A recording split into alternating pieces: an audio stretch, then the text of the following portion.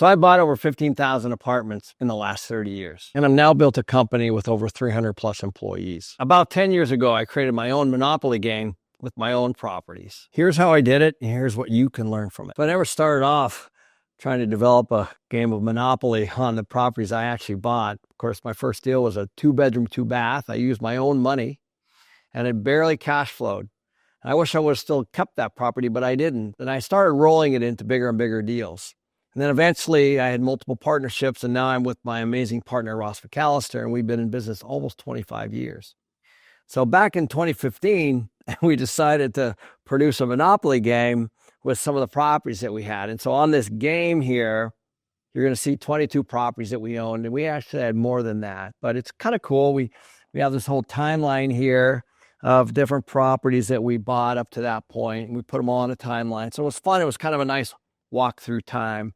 But we were able to stick them on a game board, and I went to the people who invented Monopoly, and I got a licensing agreement to actually produce our game, which was neat. And then so what we tried to do was like Texas on one spot, Oklahoma on another, Arizona on another, just like the normal game of Monopoly. But what was really fun was we got to go into these game cards like this. Like this is the place in Creekside, which we still own. And on the back is location Tucson, purchased in 2014. And then, of course, some more details. But a lot of these properties we still have. Ironically, we only have about half. And we bought a lot more, and they're not on here. So I definitely need to update this. But one of the most fun things was being able to assign the different numbers, because just like a Monopoly, you got Monopoly money. And the best part is, as you guys know, the rules of Monopoly for this game, this is MC-opoly, which is our company, MC Companies. And remember the one rule about the bank in Monopoly? If the bank runs out of money, it can print more money. So just like a central bank. The sharing the good life, these are the cards that we have, and we have the new deal cards. So just like Chance and Treasure Chest and the real games, we were able to put like our new deals that we actually are trying to buy, or maybe went to the dead file, or of course, Share the Good Life, which is our charity. And so it's fun because as you start to pull up these things, you can see like Ross, my partner, reads the ABCs of real estate investing, and of course makes every player purchase a book and pay $30. So the same kinds of things. We just had fun with kind of backstories, but there's some really fun things here, including we had a MC corporate housing company I forgot about. And this was way before Airbnb, but just like in Monopoly, guys, 4 greenhouses, 1 red hotel. 4 greenhouses, 1031, 1 red hotel. And so, of course, just like in Monopoly, you get a certain amount of rent for each house, and then you get more, of course, for 4 houses, and you get a lot more for a hotel. So today, of course, we have about 300 employees and about 10,000 units and a lot more properties. And also, a lot of our properties are newer. Back during this time, we used to do a lot of value adds, which was great. That kind of got us to a certain point. And then we started buying nicer and bigger and more brand new properties and building them. So today we're buying newer projects and developing projects all over. We're in Texas, we're in Nevada now, we're in Arizona, of course, both in Tucson and Phoenix. And, our goal next year, we're going to do 12 to 13 transactions next year. And we're going to have a very, very big year. And our goal, as we all know, and I put out publicly on YouTube, is to buy $1 billion worth of real estate. And it does look like we're going to hit that, hopefully by the end of next year. While this might seem really overwhelming, guys, you got to understand I've been doing this for almost 40 years. But I started, just like a lot of you, with a 2-bedroom, 2-bath that barely cash flowed using my own money. And then I tried to do it again, and I ran out of money, and I had to learn how to raise money. And that's when I was opened up to the world of Wall Street and managed money and OPM, or other people's money. I realized that there's a lot of really smart people out there that have a lot of money in savings. They have a lot of money in the stock market, and they're doing all kinds of cool things. And what they're always looking for are real estate investments. So if you can become a real estate expert, like for me, I started in the property management business, and I just continued to try to hit singles. My whole life, I just tried to hit singles. And then one day, we had 10,000 units, and we decided to do a board game. And that was almost 10 years ago. And since then, of course, we've taken a lot of these properties and recycled that money, back into new deals. And of course, we're bigger, better, stronger. Our culture's better. We have a full-time director of philanthropy. We have the better team, a bigger team. Now we're going into even more markets to be able to hit our 10-year goal of buying 25,000 apartments. If I was to break it all down and share a couple non-negotiables, no, it doesn't matter if you're buying a home or you're buying a 300-unit apartment building. Here are some non-negotiables. Number one, the property always has to cash flow. Never just buy for capital gains.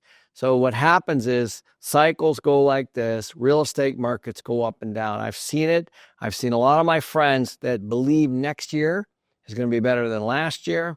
What happens is sometimes markets turn the other way.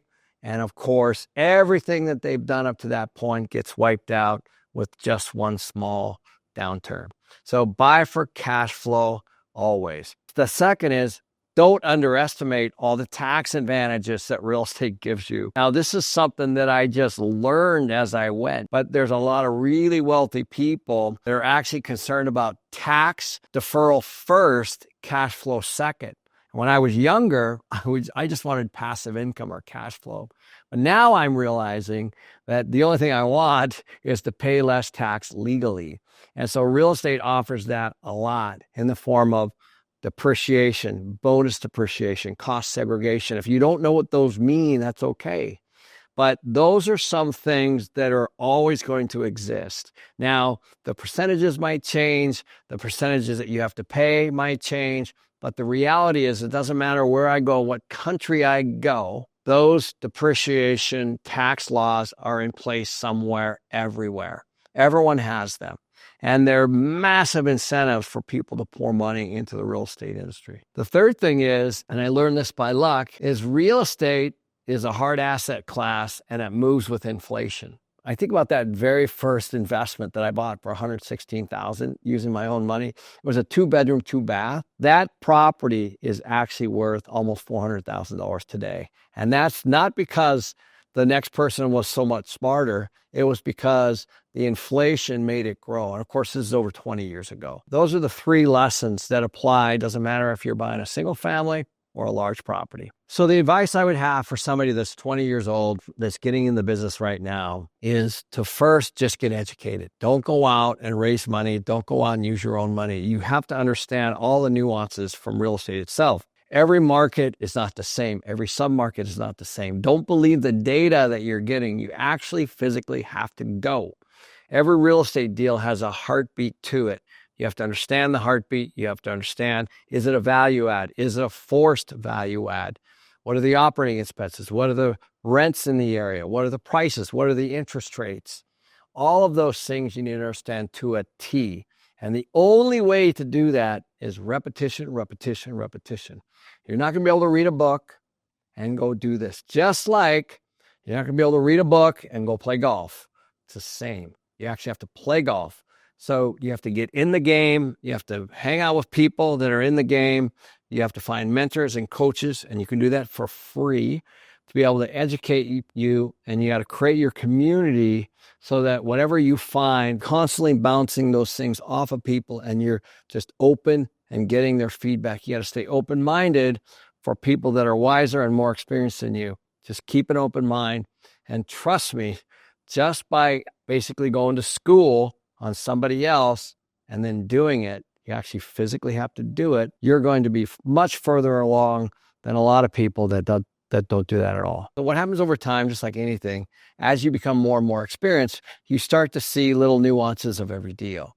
You start to see which way the market's heading. You start to be able to look at the rent roll or maybe the financial statement and actually see it, actually see the problems and the opportunities right inside the financial without even stepping on the building.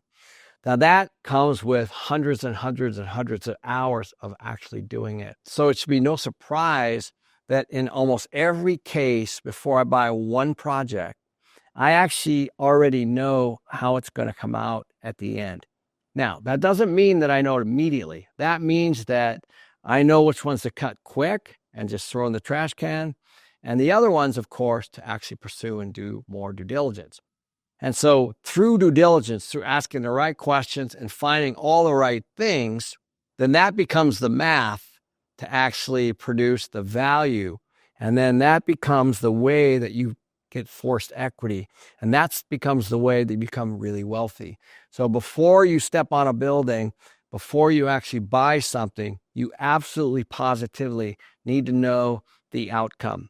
And it's not always exactly what you thought, but it has to be darn close.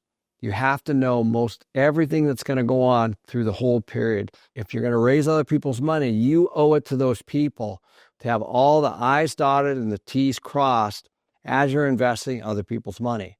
And you better make sure that it's all memorialized in a business plan. So each quarter, every year, you pull out the business plan and you monitor your own performance against that business plan. That's the only way to do it. So the other thing is, I took the game that you guys just saw, the MC-opoly, and I sent it to, which was then an up-and-coming artist by the name of Alex Monopoly.